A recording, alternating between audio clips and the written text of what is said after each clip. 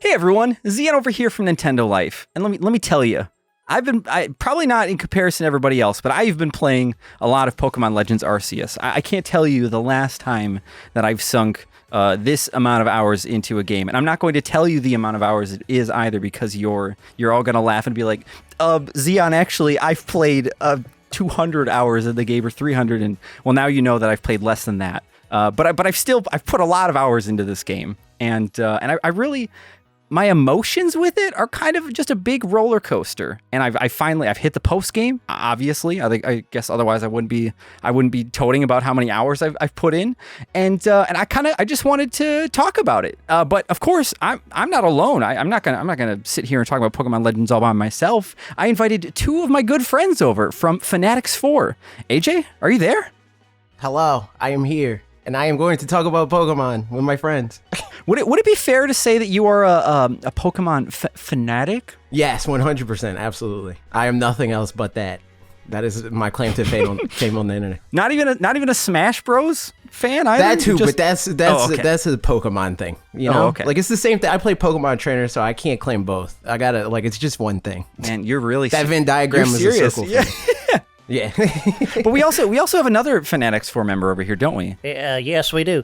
Parker, is that you? I've played 5,300 hours of Pokemon Legends Arceus, and you haven't even touched the game compared to me. What is this voice? I don't even. I mean, you guys. I know sometimes y'all do some voices when you start out. No, I love it. I just was like, just join in the club. It's not that. That was a missed opportunity. I feel like you should have did Kermit the Frog, if anything. That was a branding opportunity right there. You squandered it. It's true. The Kermit the Frog story is just that.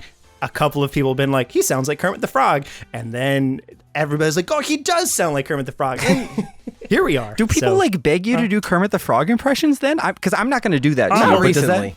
They don't necessarily beg me to do them, but I have done them on a video before. So it was a good time. Yeah. Pokemon. Pokemon. This is a guest list I was not expecting. Oh well, thank you guys for coming on and just and chatting about this. Oh, man, this was so good. I loved talking with you guys for the past hour. Don't forget to go hit that subscribe button.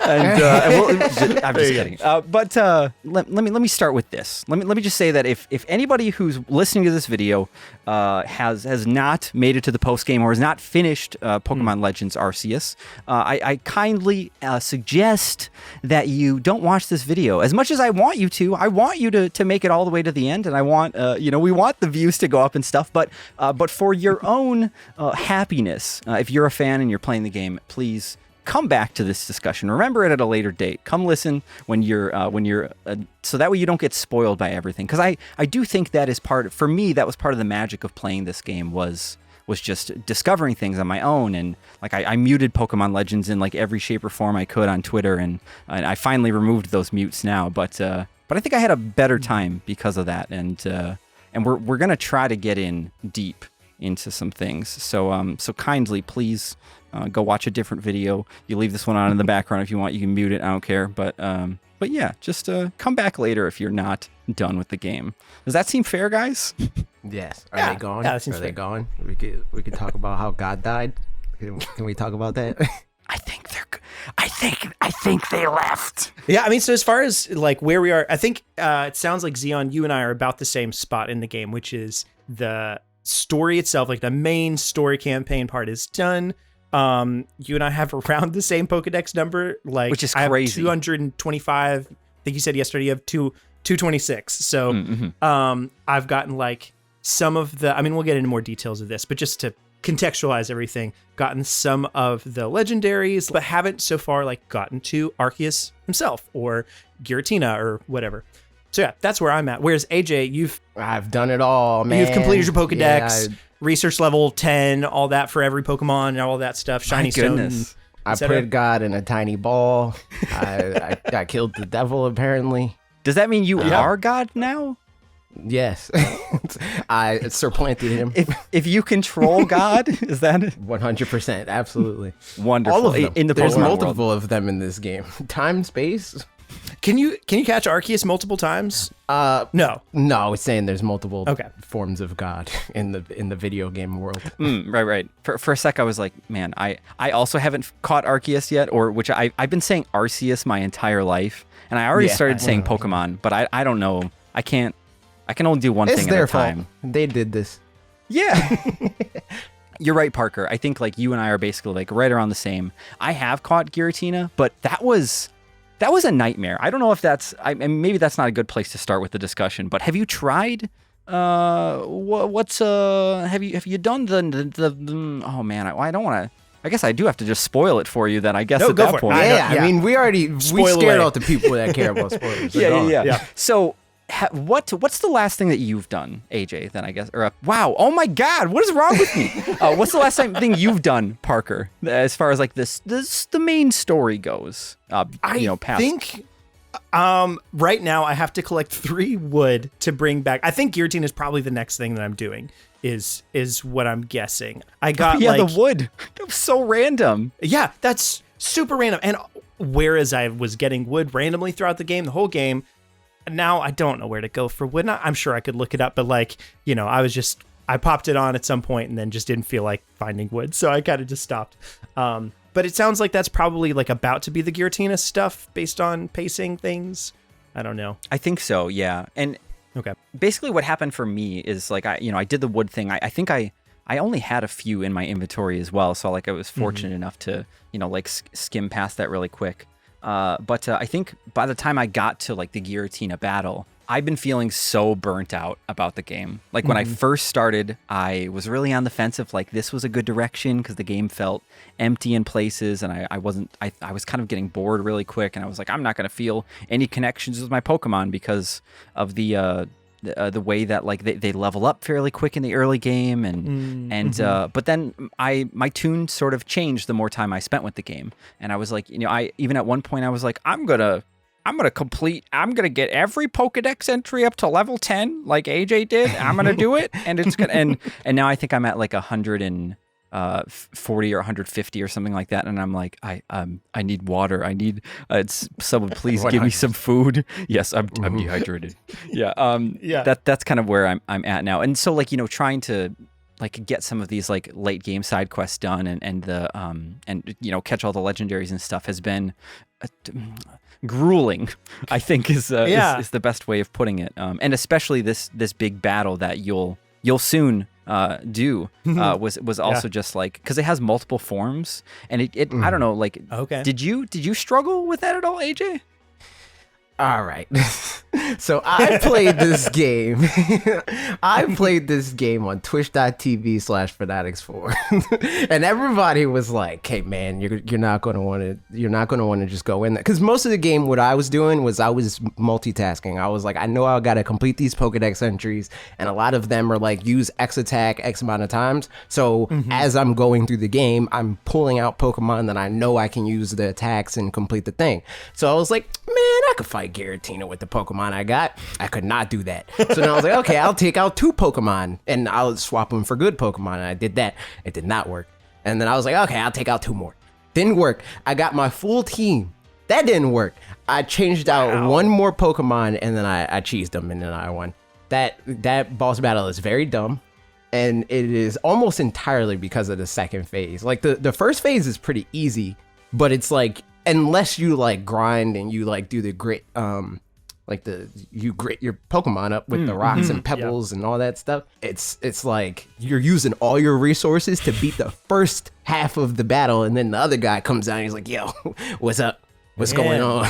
And then you get wrecked. I would not have expected that. I mean, just based on everything else in the game. Like, I mean, it's kind of similar. Like, I know AJ had some criticism specifically of Cynthia in Brilliant Diamond and Shining Pearl, or specifically like the last gym and Elite Four is like just a huge ramp. Not even up. like it's the 7th gym, and then the 8th gym is nothing, and then it's the Elite Four. Yeah. So similarly, yeah, like I don't feel like basically everything has been easy to beat as long as like if I just like I'll just grab some of my alpha Pokemon and just steamroll them, and it's been fine. And like it's been a little, the pacing in general, I mean, this opens up a whole slew of things that we'll kind of get into, I'm sure, but the pacing of this game is has moments where it's so good. Like early on, throughout the main meat of the game, the pacing is great. When you're kind of left to your own devices, it does the Breath of the Wild thing where you can you'll see something in any corner, in any direction that your eye will be drawn to. You'll do it, and it's fun and it's great.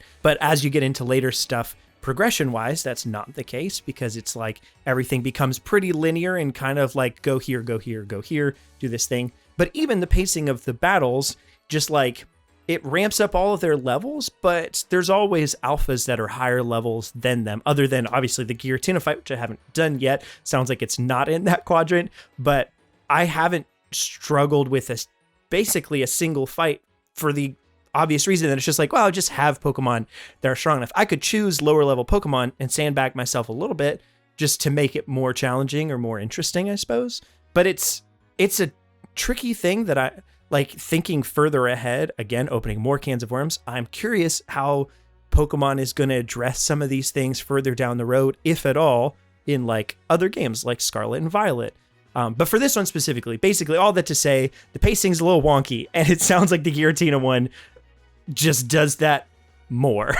So it's pretty rough. I'll take that on later, and I'm curious how that goes. I'm kind of thankful that like to hear that AJ had a similar experience to it with me. Just 'cause, like it very selfishly makes me feel better about it, because then I know like that maybe I'm not alone in that, because I think I was doing a lot of that as well. Like definitely before that fight, I was like going through every region or like every area and trying to get the levels up to 10 in the Pokedex for everything, and so I was kind of letting some of like my main team like suffer in turn, because I was battling and grinding with like other Pokemon to like while doing side quests. And but yeah, like that battle just kind of like I'm glad that it was tough, but it almost felt like it felt cheap like in so many ways, and I feel a little bad that like we might be like clouding your judgment of it, but I think you probably were just gonna feel this any regardless. But because you fight the dude, I don't even remember his name, like the guy that's just like I've been following you this whole time, and I'm gonna do a thing, and Which his name's Volo. Oh yeah, that guy, yeah. I hate him. Ashley, on the other hand, every time she's like, this guy's in love with me. He's just following me around. He has a huge crush on me. And Ashley's my wife, for context, of anybody who's listening and wouldn't know that for obvious reasons. But I always thought that's very precious, though. Yeah. At least he's not Melly, We'll say that much, because Melly's... True. Well, I don't know. I think the thing about this game is I hate almost everybody in this game. Like almost everybody in this game is a garbage human, and it's ridiculous. Like how do all of y'all suck? Like that's crazy. I mean, they are, a lot of them do have, you're right though, like a lot of them are very negative and very like angry towards Pokemon, and I think that like that the one thing that I really still love about the game at the end of the day is just how like fun and charming some of like the side quests can be, like with the person that there's the one side quest, I'm not sure, well, like AJ's definitely done it. Is it Beaufort? It's the one with the one with like the wind chime Pokemon, which I'm blanking on its name right now. Chimecho? Yeah, there's the side quest where the lady like this Chimecho like comes and like decides to live at her house outside, and she's like, oh, like I think it's kind of cool, but like I don't know, I don't trust it. Can you like try to find a place it's a Pokemon. Yeah, like can you find a place for it to live? And then like you run around and like try to find a new home for it, but it's sad everywhere it goes. And then finally, like I don't remember if she says that like, oh, my neighbor said that it could live there instead, and then she like completely 180s and is like, I actually want that Pokemon. Like I think those interactions are really precious and sweet. But I think you're right though, AJ. Like so many of the characters in the game are just like grumpy and are like they're so nervous towards Pokemon, and I think it's really just like the primary characters that I think are bad people. Oh yeah, like Silene, she's terrible. Because when you first come in there and you're like, yo, I'm here, I fell from the sky, I'm a child. She's like, you look about 15, you can die. That's cool. You're old enough to lose your life. You're 15, dude. Yeah. I think some of the most interesting world building and stuff of the side quests, like I remember a long time ago, we made some Pokemon video on our channel, and one of my things that I was vying for particularly was NPCs to feel more fleshed out, and specifically using like I forget what your home village in Breath of the Wild is called. The one where you actually have your house. That's not Terry. It's not Terrytown, is it? Not Terrytown, but the one where the actual house is. What's it called? I don't remember.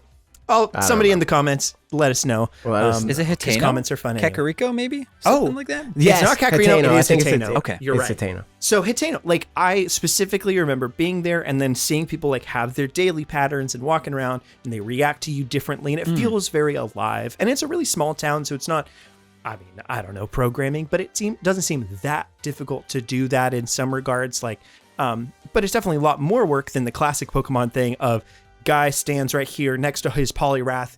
He says some words. His Poliwrath says Poly, and that's like that's it. Just the world building of that kind of stuff in this game really has been something cool. Of seeing like the Mr. Mime quest where there's this Mr. Mime that's doing some nefarious stuff and you finally get him. Now he's a guard Pokemon, standing outside, or the Weasel, or those kinds of things where like, suddenly. Also, there's one guy who wants a Parasect, and I gave him my Alpha Parasect, which was like the first Alpha Pokemon I ever caught, and it's just huge because it shows up its regular size. It took up his whole living room that he placed it in, and that was just like such a fun. I don't think I ended up getting a screen capture of it because I didn't think to be like, oh, this is a unique thing, but I've since gone back into the house and it's just like taking up his whole living room. And that stuff is nice. Always cool. That like, because I've seen people like the quest when you got to give the guy the Geodude, and somebody called it a shiny Geodude. And I was like, oh, I'm just gonna give him my shiny Geodude. And it's like stays shiny, and like as the story progresses, it's a Graveler. I don't think I've seen it evolve into Golem though, which is kind of unfortunate. Oh yeah, I forget that it evolves with the story, doesn't it? Like the person's like, oh, what's happening to my Geodude?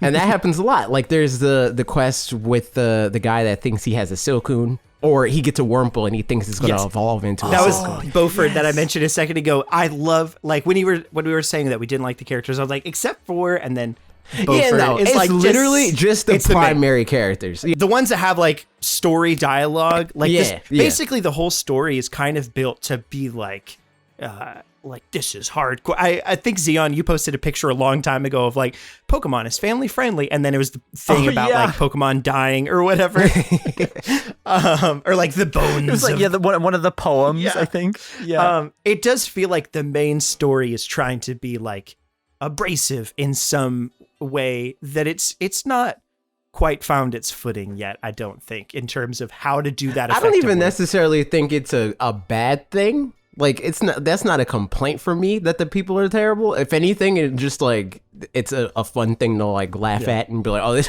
like, oh, okay, you just want me to die, you know what I mean? Like, all right, I'm just here to catch Pokemon. And matter of fact, I'm not even here to catch Pokemon. I don't even know I'm here. I fell through a hole. I'm a child. And then they blame everything on you. Everything is your fault.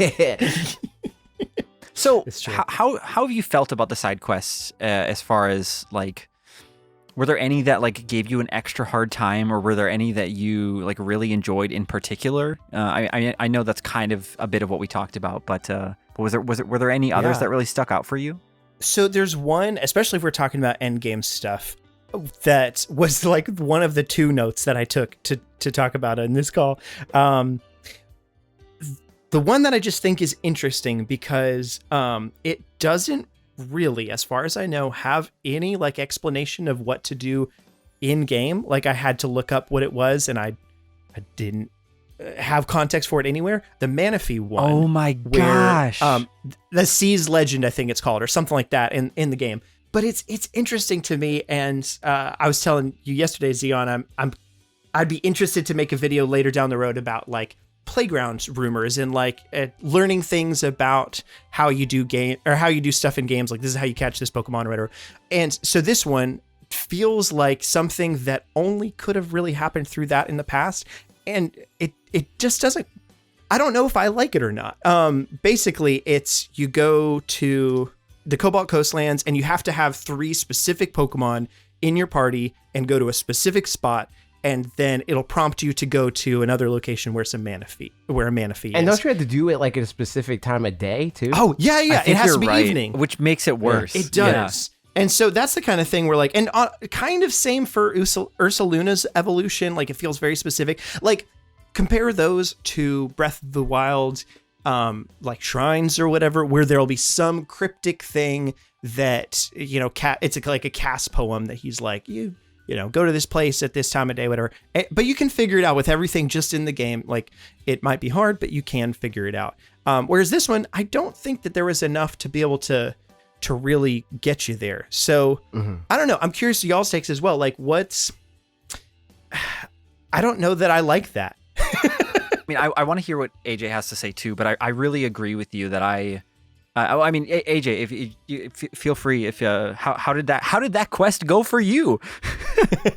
Well, I kind of cheated because I played it on Twitch, and they were like, "Yo, you got to do this," and I was like, "Oh, okay." Oh, nice. Okay. But for the most part, depending on what it is, I think that stuff like that can still be cool, but it's in the context of Pokemon, it's only cool if it's something that you're probably going to do anyway. Yes. Like, agreed. How to evolve Farfetch'd into Surfetch, right? Mm-hmm. It's you got to get 3 critical hits in a battle or whatever, because like his like signature move or signature move and also signature held item increases the chances of you getting a critical hit. It's something that you're probably going to run into if you have a Farfetch'd already, like, and you use one actively in your team. Stuff like that I think is cool. But when it's stuff like this in Arceus specifically, where the game kind of incentivizes you to use everybody but a like core team of Pokemon, the chances of you just by chance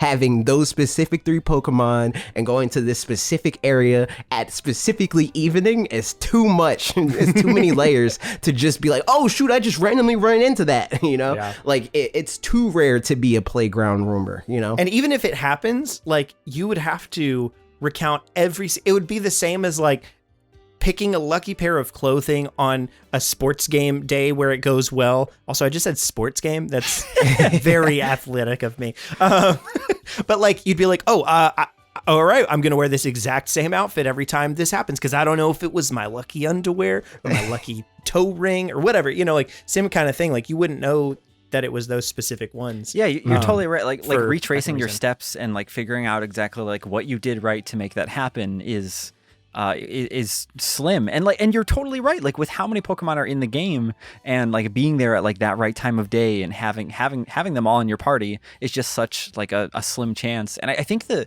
thing that bothers me the most about this side quest was I like tried really hard to figure it out on my own. Like I went and like talked to different people in the town or like in this area, and I think the professor is the one that gives you that quest, if memory serves me correct. Yep. And like I couldn't like go back and find any more details about the quest. And I think like the thing that makes it so different than like the playground rumors of like Mew, and I was kind of thinking about this more because I just watched a Did You Know Gaming video about like Mew like last week. And the cool thing with that was like Mew was like this thing that like wasn't like nobody really knew it was in the game because it was like, you know, 151. Like it wasn't like it wasn't a thing that we could get before, you know, like Nintendo started like branding things with Mew and stuff. But like the Manaphy quest is like it's like they were trying to like achieve that kind of same thing like you guys were saying, but with a Pokemon like that we already knew existed, and like we were driving ourselves mad because we couldn't find it. And I think if they would have like tried to do that with some new Pokemon that like nobody knew about, I think that would have been a bit of a different story. But it wasn't. It was just like it was like they like locked Pikachu behind like a jail cell and threw the keys in the ocean, like between these giant like demon horns in the ground, and then said like, come back when you have when you have your dudes. And I guess you know, I don't know. It just felt like I enjoy the idea of being able to like talk with people about it and be able to like, you know, share like, oh, this is how I did it. But like we live in an age now where like the internet just is so much quicker, and like I don't know, and it was 3 Pokemon is a lot. Like it wasn't even just like like if it was just have one, I think the chances would be one of which was Overquill, which like had a pretty specific evolution thing that like you're right. I don't know. Yeah, like I mean, not to say, I mean, it had to use like you had to use like an attack like so many times or something like that with I'm blanking on the first evolution. Anyways. Like Agile style. Yeah, oh yeah, yeah, with Quillfish and stuff. Yeah, I think it was used Barb Barrage like 20 times with Agile or Strong Style or something like that, which is like, you know, obviously, yeah. Again, something that in and of itself can totally happen accidentally or whatever. I think the thing within exactly what you just said, and the difference from it versus Mew, is that the whole premise of the game is seek out all Pokemon. So it feels kind of counter to that to make something feel so, I don't know, intentionally convoluted.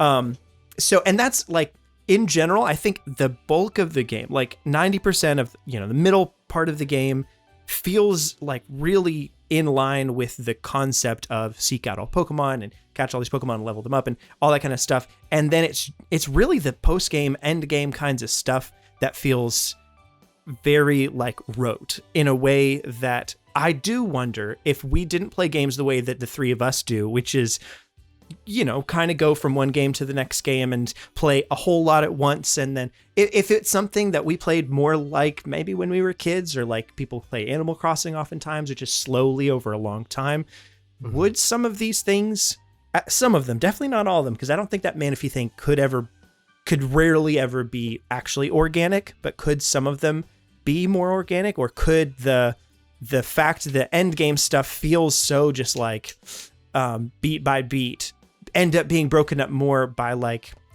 going and stopping, catching Pokemon and stuff? And I don't know that it would. I don't think it would, because like in older Pokemon games, and I mean really any other Pokemon game that's not this one as far as we know, they don't like gamify it in that way, in the like Ubisoft sort of like, here's your objectives, check these boxes. So something like Mew is, if it can feel like this found treasure. It's like, oh shoot, I found this thing. It's not like, oh my god, I finally found this thing that the game is telling me that I need to get before I can continue the video game. You know, I think that is the core of it that makes this feel kind of nasty, on top of the like obtuse requirements, but also the fact that it's like, well, you got to do this random thing that you wouldn't just happen upon naturally, and also you have to do it. Mm-hmm. Yeah, I think you're totally right. Like the mystery of like not knowing that. I mean, I know like Mew you couldn't actually like discover it underneath the truck or whatever, but you're right. Like in other Pokemon games, like you'll walk like into a field and then just bam, or like in a cave, there'll just be a Zapdos there, and you're like, or not, Zapdos isn't in a cave, it's in a factory, but still, like it was just, there was that magic about it. And then this time you're right. Like the side quest is like, you're given a note that like, hey, there's a thing out here, but like, good luck. Yeah. And I feel like it's a little bit held captive to the fact that it's a semi-remake of Sinnoh and Gen 4, in that there are a lot of legendary Pokemon and mythical Pokemon and stuff like that. Like that game, especially having, or at least, Regigigas and the Azelf and all thems and stuff as well. Like feel like there are a lot of legendary Pokemon, to where if there were only 4 in the game, I feel like they could have paced it more easily than trying to figure out ways to make something interesting happen with each of these. Cause it feels like they were probably kind of pushed into a corner a little bit of like, what do we do with all this? Like there's just, you can't just like decide to put Palkia out just on the side of the road somewhere and be like, you go catch that Pokemon, but in some ways it does feel like some of them are that way though. Like you'll just you'll walk into a cave, and then or before you go into the cave, a cutscene will start, and they'll be like, "Hey, there's a thing in there. I think you should go check it out. It's gonna be pretty dangerous, like though." Throw mud at this thing, I guess. Oh my goodness, I was so mad about Heatran. Not gonna lie, like I walked in there, I hadn't like taken all my star pieces and stuff out of my bag, and I didn't notice the mud balls, I guess, or whatever. And I tried to throw a couple, but it didn't noticeably do anything on the first couple of them, because you need to do enough or whatever. So I died to it, and I lost a bunch of items, and I was sad. And then I went back in, and I was like, maybe I throw these things, but then I died to it again.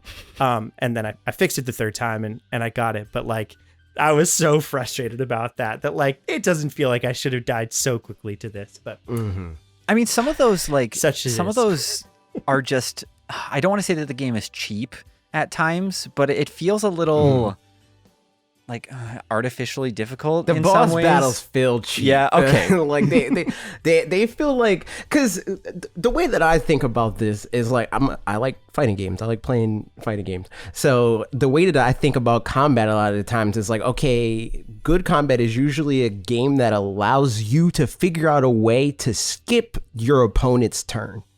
This game's battle system, the like action sequences or whatever, are like designed in a way to like artificially not allow you to do that. Like you have to take your turn. That's how you win. Because if you try to take their turn or you try to like do another half step, you're going to get hit by something that is going to lead to you getting hit more times than you would have if you just did the my turn, your turn, my turn, your turn dance. That like it's just basically like that the action sequences are pretty much turn based. It's just you get to press the actual like analog stick to move this time. Yeah, it's really weird how, like, specifically that fight, like, right before Giratina as well, I think I did that fight, like, 6 or 7 times, and I went and, like, used a bunch of the grit, like, rocks to, like, raise the stats of my Pokemon, and, like, I think, like, to actually win, I ended up having to put Dialga in my party, which I, like, swapped out one of my team members for, which kind of, like, hurts. yeah, and I was trying so hard to, like, stick with my main 6, you know, but there were so many times where, like, I felt like I would, like, okay, I was like, I'm going to start with this Pokemon and I'm going to attack with this.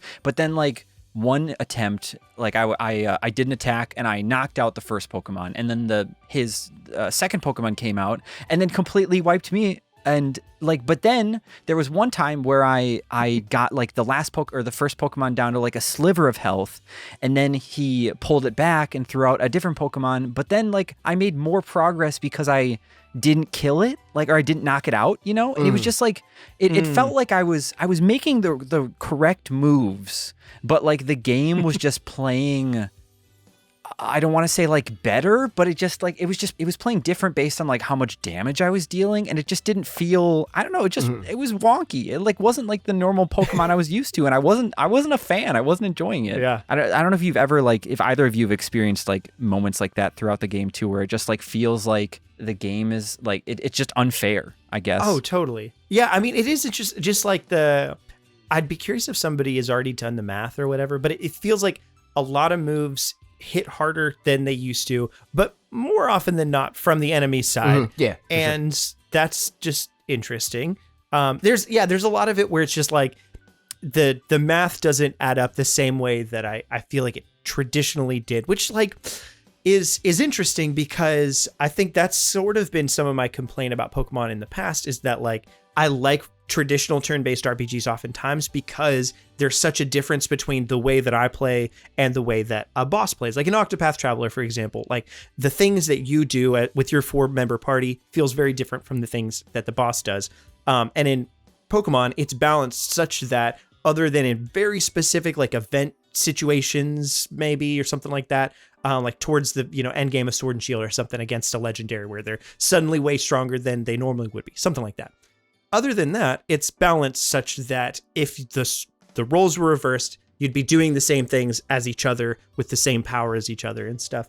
And suddenly in Legends Arceus, that doesn't feel like the case anymore. Yeah, I don't know about that. Yeah, it definitely feels like they took what used to be an even exchange and skewed it in the direction of your enemy, because before it was like priority was, it made sense. It was like, okay, this is my speed of the Pokemon that I have, and I have Quick Attack, or I have Aqua Jet, you know, an attack that has set priority. If you don't do a move that has the same amount of priority then as this move, then I will hit you first.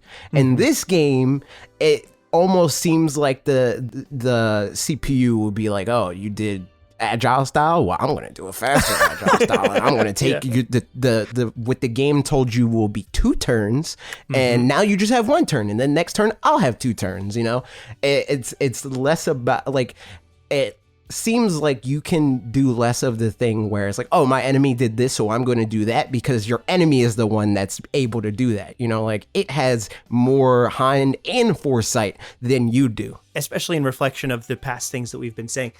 The end game and post game stuff is just interesting because I I think they made the decision that I would prefer them to have made, all things considered, which is to prioritize the pacing and the gameplay and the stuff of the like main portion of the game. Like that stuff still, like I just really enjoyed, every moment I had with it.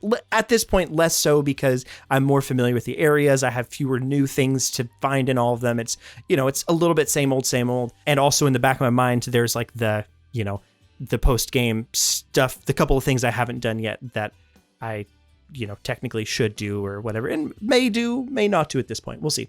But all that said, like, I'm glad that they prioritized the main game, but it does kind of suck a little bit that the things that you end on are the ones that are kind of sour the end experience. It leaves with a kind of weird aftertaste after having such a great time with 90% of what happens. Well, and that's such the weird thing too that I kind of want to like. I really want to. I have a question that I want to like end on. So I'm gonna save that for a little bit still, and it's kind of gonna be geared towards AJ anyways. But I've going into the post game. I interacted with a few people on Twitter, and I don't remember exactly who it was that said this, but I remember somebody was like, the post game is like where it gets good. And I think there are a lot of great elements there, like where it's really neat, like being able to encounter these like legendaries and mythicals in like different ways and like actually see them in the world. And like you're doing them, you can do them like really fast too as well. You just bop around and just teleporting and I guess, I mean, in classic games, you'd fly around too and do the same thing. But it felt maybe because like you were saying, Parker, that there's like so many legendaries in this game that it feels like it feels quick. But so I think like there's a lot of cool stuff to do, but some of it kind of like what you guys were saying earlier is that it just feels so kind of tacked on in ways like they didn't really know how to necessarily do this. Like did obviously AJ's done this, but Parker, did you not you haven't turned in your logs yet to the log lady from Twin Peaks? You haven't done that yet? Oh, yeah, I haven't. Correct. Yeah. Okay. Yet. Can I spoil what she does next? Absolutely. Perfect. So, Go for it. So she, and I hate spoilers, by the way, so this hurts me to tell you this, but I know it's so unimportant. She gives you a plate after that, I think. Is that correct, AJ? Is that what she does? Does that? Yeah, I think so, yeah. And when that... Like the 15th of those plate thing. Wait, yeah, no. Yeah. I think she... Okay. Is it the last one? I feel like there's more plates after there that. might be one more. There's like you might two be right. more or something. Okay, because I have 15 plates. There's probably 18 plates, right? One for each type? Yeah. Okay, gotcha. And but she gives you a plate and she makes a joke about like she was using it as like it wasn't like a cutting board. That's what that's why she wants the wood, is because she wants to make a new cutting board, and so that's what you're going to collect it for. And it feels like such like a facepalm moment side quest, like busy work kind of thing. Yeah, and I think that was the purpose, was like, okay, you go out and dig, like find this wood, and then you come back and give it to her, and like, oh, it all makes sense, and like maybe you laugh at the end of the day. But I just remember being like, are you kidding me? Like it was immersion. It was like it broke the immersion for me, and I was just like, I can't do this right now. And I realize I'm saying so many negative things about this game that I still really enjoyed it, but it feels so, I don't know if like the game was rushed in places maybe as well. Maybe they felt the need to get it out quicker than later to just like see how people felt about it. I don't know, but yeah, like the pacing and just some of the decisions, like especially like eventually Giratina appears again somewhere, and it even like that feels like kind of forced and like last minute as well. And it just, I don't know, there's just so many like little things that like I wish they would have left more breadcrumbs, like for that Manaphy quest, or like Shaman for me too, which I forget, like there are the side quests that you can only do if you have save data from other games. And I've never so like I've never played Diamond and Pearl, and so I can't go and get one of the Pokemon. You. Yeah. Thanks, and thank you for your service for playing it. We all appreciate you. You could have my Shaman. I have two of them. Hey, well, so I did find Shaman eventually, but it, so like that quest for me, I was so stoked because Shaman is one of my favorite like just Pokemon, and I like was running around like trying to figure out where it was, and I saw a spot that I was like, that would make sense, and I think I walked around it, or I basically the cutscene didn't trigger, and I was like, okay, that's not it, and so I did more exploring, and then I gave up and I like moved on to other quests and like, leveling the Pokedex entries and stuff. And then I like came back to like, I was like, okay, I have like 7 side quests left or something. Like I'm going to find Shaman now. And then it happened. And like that side quest actually terrified me because, if like Shaman can run away on you. And I was like, is this like old Pokemon games? Like is Shaman gone forever now? Oh, No. And that's, I don't, I think I just, I like closed, I actually like, I turned off my, or I closed the application and booted it back up because I was like too worried. So I don't remember if it probably comes back, but, I think it comes back. But I realized I went on a crazy tangent there where I was trying to go to talk, just talk about the legendaries, but I think the fact that they're all like kind of, or that some of the quests are like locked behind save data also kind of bums me. And I think specifically because, like you said, AJ, that, like the goal is to like to see all of the Pokemon, and you cannot do that unless if you have save data for other games. And that feels like I guess I'm just curious how you guys feel about that whole situation too. Cause I think there's pros and cons and we've seen stuff like it before, but I mean, I would definitely say that feels like a con to me in terms of like, I understand like, if you have the Wolf Link amiibo, everything's a Breath of the Wild reference to me, by the way, just for anybody out there, like most things just get compared to Breath of the Wild because I hold it pretty high in regard. But in any case, like, yeah, if you have the Wolf Link amiibo, Wolf Link can show up in Breath of the Wild and he walks around with you and he does cool stuff. You can have him fight, Lionel and stuff, and it's neat. That makes sense. I feel like the whole actual like numbered content in a game, like I feel like experiences that feel completely superfluous. I get that, and that's a fun little thing and it makes sense. But yeah, I don't love the whole like if you have save data in this other game than this, because that's like basically that's a $60 Pokemon, and like yeah, it's not great. Yeah, like I think that something that they could have did is like if you like this is a normal encounter for everybody, but if you have Diamond and Pearl save data, you get shiny Shaman. Like I think something like that feels okay. Yeah. But having to have the Dex entry, or even just wanting to have the Dex entry to see the number of like I saw 242 and I have 242 or whatever, right? It feels kind of nasty to not be able to have the same number as everybody else because you didn't buy the $60 video game. I think that, and maybe that's like what I was hoping for too, was like, I remember when, I think Sword and Shield maybe gave you something cool for having, Let's Go Pikachu and Let's Go Eevee as well. And they gave you legendaries too. Oh, it was? Yeah. Okay. And for Let's Go, it gives you, oh no, I'm thinking Diamond and Pearl. Yeah. Diamond and Pearl gives you Mew for Let's Go, and then Jirachi for Sword and Shield. Wow, so that feels like such a. I mean, I guess. So the reason why I feel like it doesn't feel as bad is because I look back and just remember like Pokemon's been doing things like this for. I mean, not this exact situation, but they've been doing things like similarly like this all the time. Like I think one of the earliest instances is like on the GameCube. They released the Pokemon Coliseum like preview disc, and I think it I don't remember if it was a pre-order bonus or if you bought it in store for $10, but you could like hook your Game Boy Advance up to it with a GBA link cable, and you could transfer Jirachi to Sapphire and Ruby, and we've seen like distributions like digitally with DS cartridges over the years, and then online, and now you go into GameStop and you get a little card and you scratch a code off the back, and now you have a shiny Zamazenta or something in Sword and Shield, and or whatever specific game it has to be, and so I like they've done things like this before, but you're right now, like the $60 like Pokemon is like such a good way of like breaking it down, because it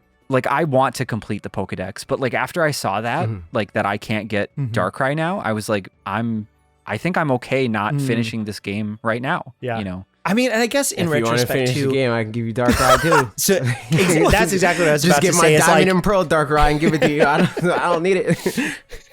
Like you can trade with people, so that is something. But I mean, yeah, I guess in that case, but I you will only say, get one of each of these Pokemon in this game. Exactly, like stuff like that. Like, usually the Dex, the whole thing when people will complain about like the dual versions thing, it's like that. I'm like, I don't know if I'm going to like get my pitchfork for that, because the whole thing is like, have friends. But when you have one Pokemon, you know, when it's a legendary thing or whatever, and it's not like this touch trade situation, that becomes harder to defend, you know? Yeah. And like, for what it's worth, the last few games they have like basically given away legendary, but like they pretty much don't really mean anything anymore. Like most of these legendary Pokemon that you catch towards the end of the game, they have given away in every other Pokemon game that has come out for the last decade. Like that's usually the you know, like the crystal yellow version. Like that's the incentive for those games, where it's like you can catch every legendary Pokemon game in the post game or whatever, right? So it's like Pokemon like that don't mean as much, because you could just, you know, do the Dynamax adventures and catch it, or like go to the Ultra Dimension or whatever it's called, and Ultra Sun and Moon, that type of stuff. Which is, yeah, like good and bad in its own right, because you get the Pokemon, but there is something to be said for the experience as well. You know, like the actual like finding it and doing something with it and stuff like that's a pretty valuable moment, I would say, and maybe less so in some of Legends Arceus, because some of the experience in the post game, like we talked about, hasn't been super well done. It feels almost the same, you know, in that like you're doing a fetch quest to get a Pokemon. Yeah. I would say with Legends Arceus, it feels even worse because, again, like more than ever, the point of the game is catch every Pokemon. But also, like, the experience of catching the Pokemon is gamified more than it has been in the past. You know, like, you're not just going through a menu and it's like, oh, I whittled you down enough, I'm going to throw the Pokeball. Like, you know, for better or worse, it is like those action RPG, like, I beat the boss, you know, like, I outplayed him. Not, I threw a Master Ball and I caught him. W. Yeah, I mean, you guys make a good point, too, that, like, the trading, you know, it does make it possible for, you know, like, just at least completing the Pokedex, and, like, sure, then, you know, the person that can't get that Pokemon because they don't want to buy another game or something that they don't want to play, you know, they're not being punished because of that.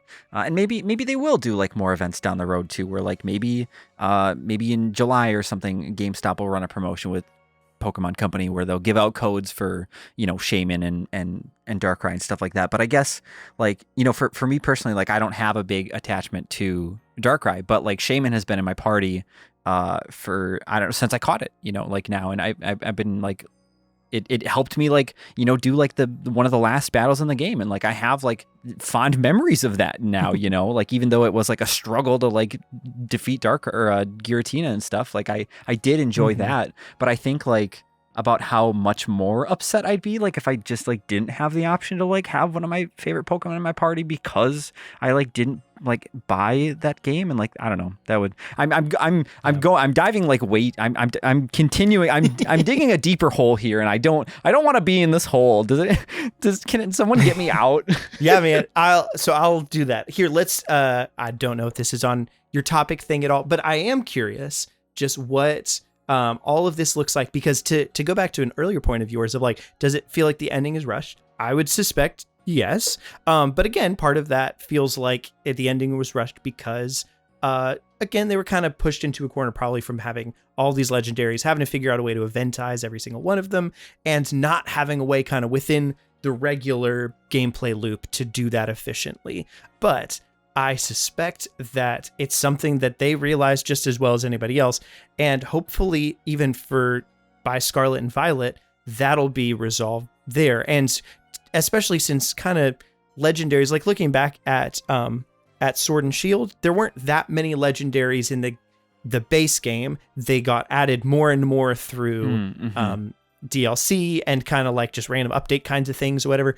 So now there are quite a few, but I feel like pacing wise, it's a lot easier to build around, build legendaries into a gameplay loop, or build legendaries out of a gameplay loop rather than force them into one. So I'm really hopeful that in the future, the parts of the game that I really enjoyed kind of bleed into the post game and end game and stuff as well, and you know, make some interesting stuff happen. Yeah, and I guess you bring up a good point too, that like this is the first. Like, I mean, we've had some, you know, like diversions as far as like the Pokemon formula goes with like, you know, weird little spin-offs, and Coliseum and Gale of Darkness are weird, and they are what they are, you know, but this really is the first time that they've like really kind of strayed away. And so I guess, you know, like it's okay to like to have these mistakes and stuff, because like at the end of the day, like it still is a lot of fun, and like and no one's like, Pokemon Company isn't out here just saying like you gotta catch that Darkrai, otherwise like we're not gonna, the game will self-destruct if you don't catch this Darkrai. Yeah, we're not gonna make any more games, like we're taking your Shaman away from you, like it's I'm excited to see where it goes. This whole time since they announced this game, and they talked about the direction and where they were going to go, in my head it always occupied this space of like, this is an alpha test. Like, this is them saying, all right, people want this to change, we want this to change, we can't feasibly just pull the rug under everybody and change a mainline game, so we'll drastically change something that's a side thing, but we'll promote it bigger than we have in the past with side things and see where it goes. I think for something like that, they did a really good job with this game. And I hope that all the stuff that they did right in this game makes its way into newer games, and then they build on that and they try other new things and they continue to build on that. Because I don't think that we will ever probably get like the Breath of the Wild moment where it's like we go from what Zelda was and now we have what Zelda is with Breath of the Wild, just seemingly out of nowhere, like it wasn't really incremental. There's like small hints and stuff like that with the 3DS games where it's like, we're willing to change this part and we're willing to change this, but really Skyward Sword to Breath of the Wild is kind of night and day. I don't think we'll have that. Like we'll see like a slow evolution with Pokemon. It's going to be the thing of like, oh, Pokemon Let's Go, or even further back than that, Pokemon Sun and Moon introduced this and that made its way in the Go, and that made its way in the Let's Go, and then that made its way in the, and then they continue to evolve it up until where we're at now. I think we'll wake up one day and we're like, oh shoot, this is Breath of the Wild Pokemon, but it took us 5 games to get there and we played all 5 of the steps rather than them taking 5 steps behind the scenes and us just playing the end result, which would be with the Breath of the Wild in this situation. I mean, that's a really good way to look at it too, because it does feel like the game is it's rough around the edges in so many places, and I think so many of us just we want to like hold the Pokemon Company like accountable for that, and just be like, why can't you make something better? But I think you're right though. Like it's really cool to see that they like, sure that this isn't like the exact like open world dream Pokemon that like game that we've wanted, but you're right. Like it is. They've done so many like cool, interesting things, and they're trying. And so it is going to be interesting to see how Scarlet and Violet shape up, because I know that we still we like know nothing about that game, and even from like the little trailer that we've got, like there's also some like fairly rough edges too, but like some things to be excited about. And I agree with you. Like I hope that they really like. I mean, this game sold very well for like a singular Pokemon game, and I hope that they look at that and they go, yeah, let's do that again, or like let's not shelve that. Or I will say something that people don't want to hear. I think the like peak of Pokemon will be when they stop caring about an overarching story and the story becomes the individual experiences that you have within the world. Because I was literally about to say, I feel like the narrative needs to get out of the way and let the game be the story. I mean, we've talked about similar things on our podcast for sure, but like that's because again, Jubilife Village is the story to me of this, like and me catching the Pokemon I'm catching, that's the story in this game. But the narrative itself and like the words that people are saying at me to propel things forward, just, ironically, it screeches everything to a halt. It's like, man, I was progressing on my own journey and you tried to like redirect that. And say, no, this is your journey, actually. Yeah, no, it's potato mochi dinner time right now. And so I know you have a legendary to go catch, but it's dinner time right now. Yeah. Oh my I'm so sick of potato mochi already. If I ever see potato mochi, I think I'm going to throw up. I'm already over it. Good thoughts, for sure. I love it. Well, guys, thanks for coming along and going on this also kind of a roller coaster of a Pokemon Legends Arceus or Arceus discussion. Good times. You guys though, I think how should I say this? I don't want to say most of the people that have made it to the end, but I feel like a good majority of people that probably watch us probably also watch you too, or I hope. So maybe people already know what you do, but for people who don't, what do you guys do at Fanatics 4? We make like video essays about Nintendo. We talk about basically whatever we feel like talking about. It's not usually like dictated by current events a whole lot of times. Usually that's how we justify it for the algorithm, where it's like, oh, well, this just recently happened. But really it's like, I want to talk about what if they made Paper Mario tomorrow, I want to talk about what if they made the next freaking Pikmin game, or like what that would be like. That's usually our bag of like, what if Nintendo did this? That would be sick, right? It's always fun to dream, isn't it? It's true. It's true. Yeah, I mean, I think that's some of our favorite things to do. And our channel's been on a bit of a break for a while. Our podcast is still going, so I feel like that's a good way to kind of keep up with what's going on, is that we've got a podcast called Directly to You that Xeon's been on before. Oh, yeah, I have. Maybe we'll be on again. That'd be fun. The break is going to be over in like the light is at the end of the tunnel at this point. It's true. And we have an end goal in mind. Yep. So it was an intentional break, and it was a little longer than intended, but yeah, we're very excited to kind of hit the ground running as soon as that gets going. But yeah, that's it. If anybody wants to specifically listen to the podcast right now, that's something that's out that you can do. It's called Directly to You, and it's very much like this, but on Saturdays. It's true. On youtube.com/directly to you or anchor.fm/DTY. And I will 110% remember to leave links in the description down below to your socials, Nice. to your YouTube channels. It will all be there. So please go give these guys some love, because this was a lot of fun. I'm really glad that you guys got to make the time and come and chat about this. And it just worked. It worked so perfect. True. Well, of course, we could sit around and talk forever like we already have, which is I'm not complaining, but it's good to see like an hour fly by just in in the blink of a Pokemon's eye, and but. We will cut it off. If you of course, let us know in the comments down below how you've been faring with Pokemon Legends Arceus. I'm assuming you've probably enjoyed it if you made it this far. But if you resonate with any of the stuff that we said, or if you have any thoughts, like one thing I actually want to ask the community is what are those like? There's a leaf, like a big leaf rock, and then there's like a frozen rock in the frozen area, and I was so mad when I learned that that's not how you evolve Eevee into Leafeon and Glaceon, unless you do. And I found out that was just not the option I went with. I don't know, but I still haven't figured out what to do with those yet. So just if anyone knows, let me know. Let me know in the comments down below. And of course, if you enjoyed this video and you want to see more videos like this, then why don't you go ahead and catch all of those subscribe buttons. Every single subscribe button you find on the internet, just go catch them all, because the gods of the Pokemon world said you should. And then ring that notification bell to be notified whenever we put up a new video. Thank you all so much for watching. Thank you guys so much for joining us. Stay safe out there, and we will see you all next time. Bye-bye. Bye.